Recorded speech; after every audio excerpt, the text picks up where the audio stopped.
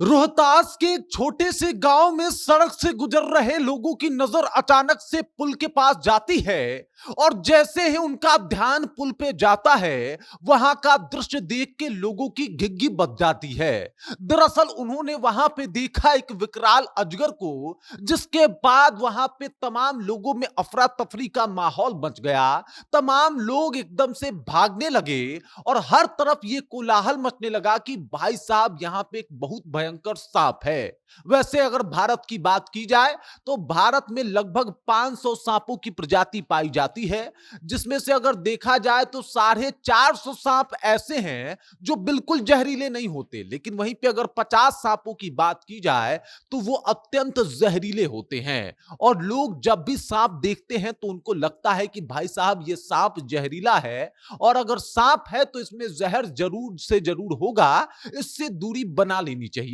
हालांकि अजगर में कोई जहर नहीं पाया जाता, लेकिन वो कम खतरनाक नहीं है या फिर उसे कम खतरनाक आंकना ये इंसान की बेवकूफियत का एक नमूना हो सकता है। अब पूरी कहानी जब आपको बताएंगे तो आपको पता लगेगा कि भाई साहब वहां पे और आगे क्या हुआ और किस तरीके से उस सांप से लोगों ने छुटकारा पाया। लेकिन उससे पहले मेरा परिचय जान लीजिए। मेरा नाम है रजत और आप जनता जंक्शन देख रहे हैं।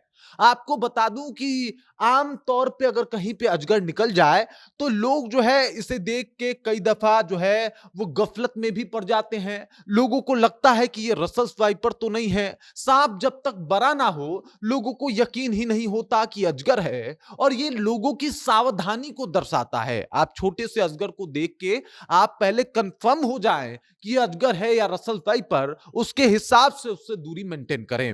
हालांकि अगर अजगर बड़ा है तो ये छोटे बच्चों के लिए खतरनाक हो सकता है। जैसे 9 फीट का अजगर, अगर 9 फीट के अजगर के सामने एक छोटा बच्चा जाए तो वो आसानी से उसका शिकार बन सकता है और इस वजह से अजगर से भी डरना लाजमी सी बात है। इनका बाइट फोर्स बहुत तगड़ा होता है, इनकी पकड़ बहुत मजबूत होती है और ऐसे में अजगर से भी सामना हो जाए तो उससे दूरी बना लेने में कोई गलती नहीं है, कुछ गलत बात नहीं है, क्योंकि वो भी सांप है और अगर आपको काट ले तो भयंकर पीड़ा तो जरूर पहुंचा सकता है, भले उसमें जहर हो या ना हो। अब अजगर की बात कर रहा था, देख लीजिए उसके बाद वहां पे जितने लोग थे अफरा तफरी का माहौल था।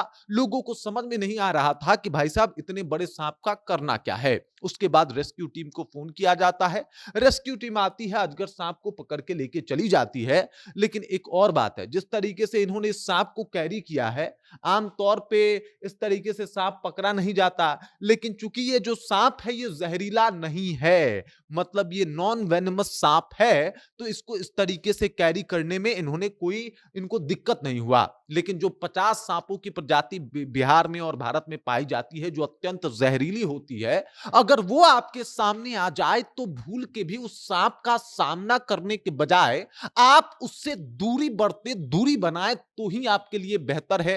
क्योंकि उसमें सांप हो सकते हैं करैत, कॉमन करैत, इसके बाद एक होता है ब्लैक करैत, रॉयल करैत, गहुअन, spectacled cobra, cobra, monocled cobra, king cobra, Russell viper और इस प्रकार के तमाम सांप जो हैं वो इंसान को एक बाइट में, मतलब आप समझ जाइए कि इतना नुकसान पहुंचा सकते हैं कि उसकी कभी वापसी नहीं हो सकती। बाकी इस खबर, इस जानकारी को लेके और जिस तरीके से यहाँ के लोगों ने चतुराई दिखाई और तुरंत जो है वो रेस्क्यू टीम को कॉल किया, उसे आप कैसे देखते हैं? कमेंट करके अपना विचार हम तक पहुंचा दीजिए। बाकी आप देख रहे हैं जनता जंक्शन और मेरा नाम रजत है।